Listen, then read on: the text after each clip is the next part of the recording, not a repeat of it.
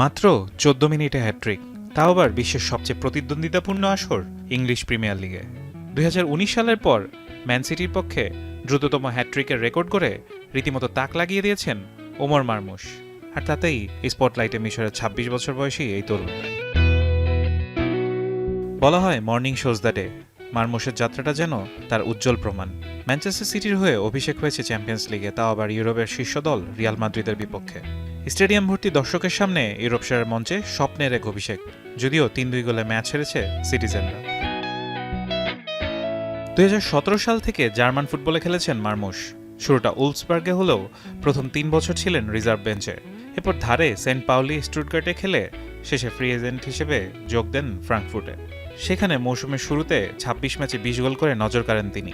চলতি বছরের জানুয়ারিতে ৭ কোটি ইউরোতে তাকে দলে ফেরায় ম্যানচেস্টার সিটি, যেখানে প্রথম মাসেই পেয়েছেন হ্যাট্রিকের দেখা, তাও আবার মাত্র ১৪ মিনিটে। সিটিজেনদের হয়ে ১১টি হ্যাট্রিক করা আর্লিং হ্যালান্ডও পারেনি এমন রেকর্ডের দাবিদার হতে। মারমুশ মিশরের হয়ে খেলেছেন ৩৫টি ম্যাচ, গোল করেছেন ৬টি। স্বদেশী সালার মতোই প্রতিভাবান এই স্ট্রাইকার।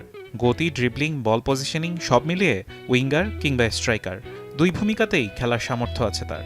অবশ্য একটা জায়গায় মিশরের হয়েও কিছুটা আলাদা মারমুশ। মা বাবার কানাডীয় নাগরিকত্বের সুবাদে তার শৈশব কেটেছে সেখানে। পরে কায়রোতে ফিরে ওয়াদি ডেগলা যুব একাডেমিতে হাতেখড়ি হয় ফুটবলে। কানাডা, মিশর ও জার্মানি হয়ে মারমুশের ঠিকানা এখন ইংল্যান্ড। সবকিছু ঠিকঠাক থাকলে ২০২৯ সালের জুন পর্যন্ত ম্যান সিটির সাথেই থাকছেন এই মিশরীয়। ফারহান ইহসান, এখন।